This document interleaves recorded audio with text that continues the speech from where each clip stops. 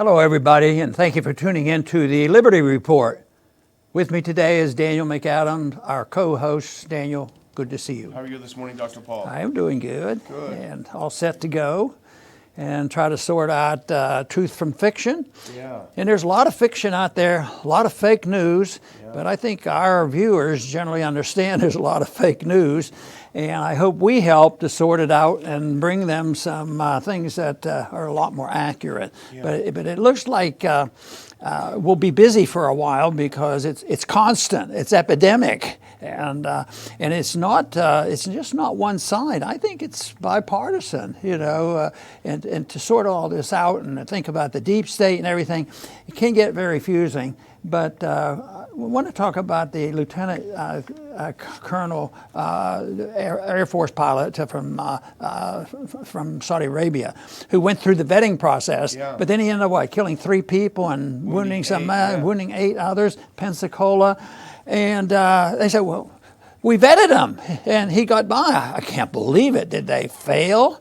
But our government has decided that they should put that on hold for a little bit and study it and maybe reform it and have a better vetting process. But we do this for hundreds of people on this air. They're training these people, and that's, of course, reminds me of another significant event of training Air Force pilots from Saudi Arabia before 9/11, and our government refusing to listen to the whistleblowers that were really trying to tell the truth. There were a couple, and that was a true whistleblower, but the use of the word whistleblower now is so distorted. It is another job for us to sort it out. But anyway, it was vetted. He was vetted, and he said he was okay. And I keep thinking the whole process of vetting and knowing who's coming and going, because we have to protect our liberties, and that's why we go around the world, to protect our Constitution and our liberties.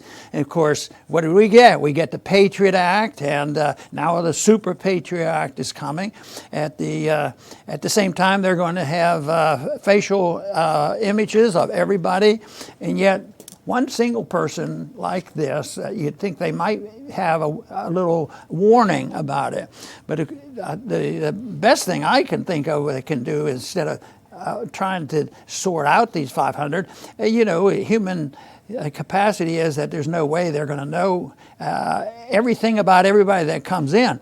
But why are we training these people, other than the fact they blend in to the deep state and into the empire to do some of our work for us, and that's the reason that we're training so many pilots. This whole idea that we can direct all this activity and still maintain the empire. I have my doubts. I think the consequence will become very evident of the policies that we have. And just like in places like Afghanistan, a huge problem is that the soldiers we train there are shooting at their own soldiers and shooting at Americans. That's one of the top ways of killing. And the issue of vetting is important, I think, because, as you point out, it is impossible to vet. A, because it's the government doing it, and they don't do a very good job of it, and B, because it's political. We're not bringing Saudi pilots over here because we're short of pilots. We're bringing over here because it's political. And so for this guy, Lieutenant Mohammed al-Shamrani, he came over here. The Pentagon said, hey, we went through the whole routine. We ran his name through the database. We checked him for substance abuse. He was given a physical and psychological examination. Everything seemed fine, no problem. But they missed, according to the Wall Street Journal, on December 11th, they missed a little thing. Since 2015, he was posting extremist things on Twitter. So they missed that little thing. He wasn't smoking pot, but he was posting extremists. His militancy, they say, dates back to 2015. It raises the questions about the vetting, but I think it also, more importantly, brings in the issue of politics versus actual security. Think of how many lives have been ruined by people posting things on the internet, the cultural Marxism and the attack on these individuals.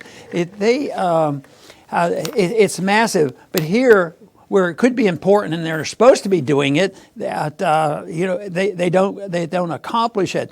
But many American lives are destroyed. So the whole thing is, it's hard to believe that they do this intentionally to destroy American liberty. Some people think it's deliberate because they just want chaos in this country. Sometimes it's just pure stupidity, and sometimes it's just part of a philosophy. There are some of these people. If you have to give them any credit, they really believe in some of this socialism and Marxism, and that you use force because they endorse the use of force. So for them to do this and endorse this is not contradictory to what they pretend to be. But the American people, I think, are gullible if they believe that you can run this empire, train pilots in this country, and even when they're warned, like they were in 9/11, and just ignore the whole thing, that they can get away with this and everything will be okay. And that's because it is political. Days before the shooting, he hosted dinner parties with a bunch of Saudis there watching mass murder videos, cheering. He had also been involved in watching and posting about some bin Laden things. So obviously they're not missing it because they missed the boat on the whole thing. And even after the attack, this Defense Secretary Esper said, quote, "No, I can't say it's terrorism at this time. This is the U.S. government that calls everything that the bad guys, quote unquote, do terrorism at the drop of a hat. Which sent bombs into Syria because of the terrorist attack in Douma that we now know was a lie. Everything's terrorism except when our allies do it." The one complaint I've had over the years on this is when something happens, especially after 9/11, nobody asks, what is the motive? Yeah. Every murder that occurs, the police and the detectives don't all get around. We have to have a motive. But they don't do that when it has some of our foreign intervention and somebody strikes back. Nobody asks, wonder why they do these kind of things. And usually it's probably a multiple number of different things, but the motive generally is striking back and they have a reason for it. But that they use it conveniently when they want to undermine, the liberties of an American citizen. Oh, this looks like terrorism, and then we're going to deal with it this way. But at other times, oh no, this is not terrorism, because they don't want to ask that question because it will reveal our failures, whether they're our efficiency of running our bureaucracy and our military, but our failure of our policy. So that's when they have to say, oh no, this couldn't be, no shortcomings of our system. We have the CIA will protect us, and we have the FBI, and they'll investigate, and they'll surely protect us. And I think that's one of the great fallacies about the notion that the purpose of government is to make us safe and secure, which sounds awfully alluring. Who doesn't want to be safe and secure?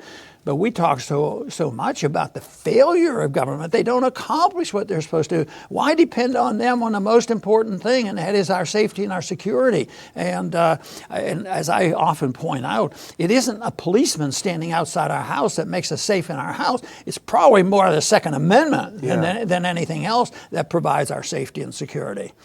And, of course, the FBI can't protect us because they're too busy trying to investigate this bogus Russiagate thing. How many officers and FBI agents were out there on this? But the other thing that they will never talk about, this Lieutenant al-Shamrani went haywire, shot a bunch of people on the U.S. military base. How coincidental the fact that we just started sending U.S. troops back to Saudi Arabia. And I actually dug up the old Wolfowitz quote because I think it's worth reading again. And I think we should put it up because the U.S., even the neocons recognized in the early 2000s what a foolish idea it was to have U.S. troops based in Saudi Arabia. If we have that quote, let's put it up.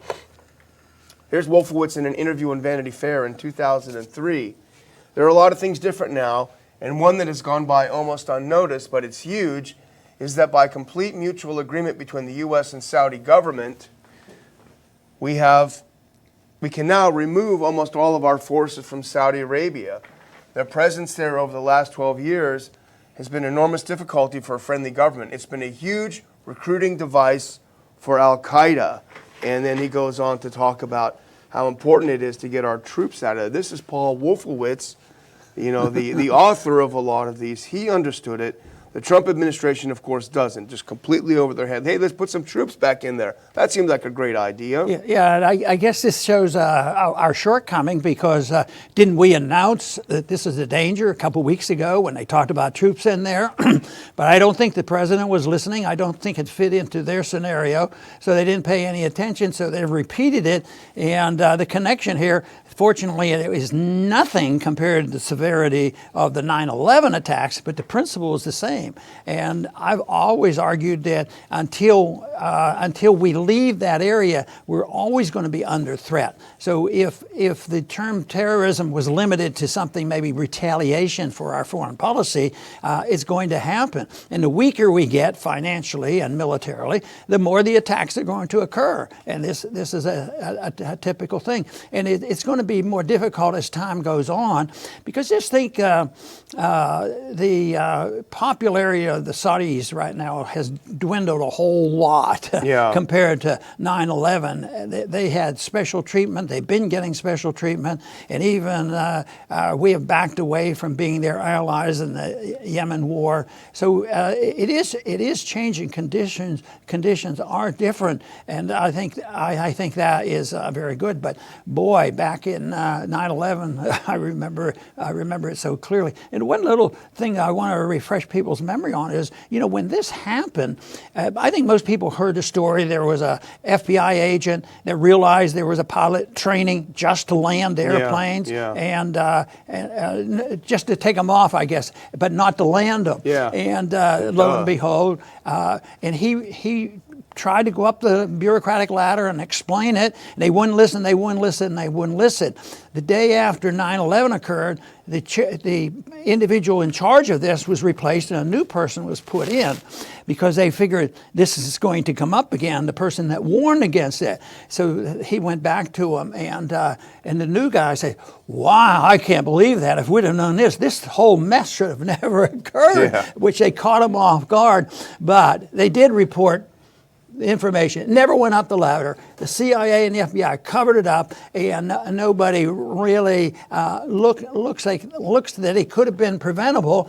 It was, the foreign policy is never talked about. But what about even when we get all far along, even on this smaller incident, points out the process doesn't work. And you know what they're doing? They put a hold on this vetting process. They're not going to say we're going to stop training hundreds and hundreds of pilots. We're going to put a hold on it, and we're going to reform the vetting process, but we don't think there's anything wrong. Well, I tell you what, I think there's a lot wrong, and I don't think it serves our interests. It doesn't serve the interests of the American people, and it doesn't serve the purpose of more liberty and peace in the world.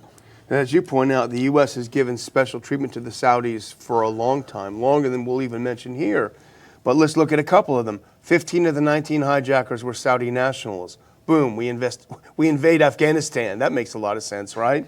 What about the bin Ladens? You have a personal story about that. The bin Ladens are whisked away on an airplane on 9/11 while you were stuck in Baltimore trying to get an airplane. I remember that well. It was very personal for me. I waited and fought the crowds, and yet, I heard, about an hour or two after 9/11, the whole family got to go. Oh, but the family weren't all guilty. Maybe one person might be guilty, but all bin Ladens were shot off about the Saudi Arabia. Probably why you were waiting. Well, look at Yemen, one of the greatest humanitarian crimes in history. Nobody wants to talk about, with a few exceptions on Capitol Hill. Killing of the journalist Khashoggi, cover that up. And now this shooter, pattern after pattern. Maybe Trump would say, well, hey, they buy our weapons. But what is the value of? And the other thing to talk about that you talk about a lot, and you started out talking about this, is the motive. What's the motive of this? And it is not to excuse this second lieutenant for what he did, to listen to what his beef was. He said he didn't like the way Muslims were being treated by the U.S. worldwide. Doesn't justify an attack or terrorism or what he did. But if you're smart, if you're a sentient being, you'd sit back and say, well, gosh, we have killed a lot of Muslim civilians. We've blown up a lot of wedding parties. We've been a part of the Yemen genocide.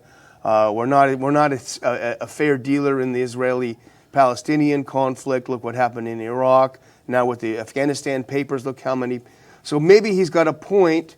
Even if he's going about it in a reprehensible way, maybe we need to look at our foreign policy. And I think the quote of Wolfe is key. He acknowledged it. He knew it. He was speaking the truth then, but it didn't change policy. Maybe for a while, but we're back doing again. We're back putting troops on the Holy Land, Islamic Holy Land, and there will be the resentment. Yeah, and General Charles Hooper, he's the guy in charge of these exchange programs. He doesn't get it. Nobody in government gets it. He says, hey, these programs are of, quote, exceptional value to U.S. national security. You know, he said, these foreign students, quote, are exposed to our values, our culture, and our people. And that's just kind of, the sickness of American exceptionalism. All you have to do is take them to McDonald's and they're going to give up their views and they're going to come embrace us and be just like us because the rest of the world is dying to be just like us. Excuse me. I made one point. We go to spread democracy. We kill all these people and demand this and start these wars spreading democracy. But they never address the subject that the founders detested democracy. They didn't like the word. They didn't like it the way it worked. And it was very, very biased, against personal liberty. So, but we still have to spread democracy and we'll save the world. Yeah, exactly. Well, this shows that you can despise this kind of terrorist acts. You can despise this guy killing Americans on a base. But you can also despise U.S. foreign policy that creates the conditions where people can be radicalized. If we put ourselves in the shoes of the people in the Middle East for a while and look at how they've been treated, look at how their families have been destroyed by U.S. wars of aggression for the past 20 years, it doesn't mean we excuse it, but we can understand it. So real American patriots have to talk about, if we want security, vetting is not going to do it. It's going to have to be looking at the cause. And the cause is our political relations with places like Saudi Arabia and elsewhere, and our foreign policy of interventionism and creating a worldwide empire. Until we solve those two issues, we can vet until the cows come home. We're not going to be any safer, on the contrary. Very good. I want to bring up that subject again about what was happening with that individual, the FBI agent trying to report and warn us about 9/11. The individual that was appointed to be in charge of this right after 9/11, expressed tremendous surprise and it sounded authentic. He said, wow, this is big stuff. This whole mess wouldn't have happened. But anyway, he toned that down and stayed in service and, and towed the line.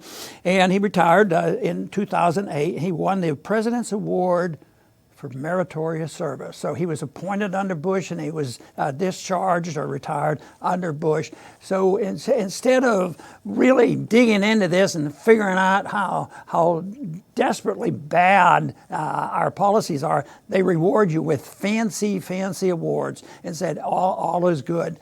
And that is why it'd be nice to have a lot more people seeking the truth, because that is what is necessary.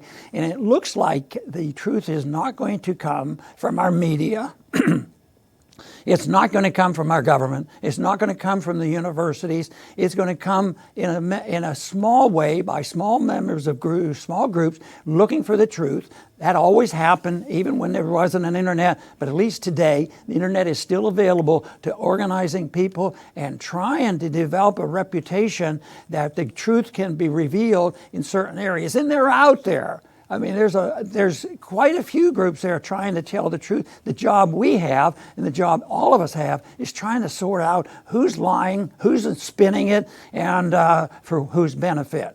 And that, to me, would solve a lot of problems. Then we could talk seriously about what the foreign policy should be all about, what the kind of monetary policy we have. But you have to know the truth, and you have to get rid of the deep state, because right now the deep state is still very, very powerful, and they have control of this. And although a lot of lip service has been given to the deep state, and maybe they've nibbled at it, but believe me, it's still very much in charge. I want to thank everybody for tuning in today to the Liberty Report.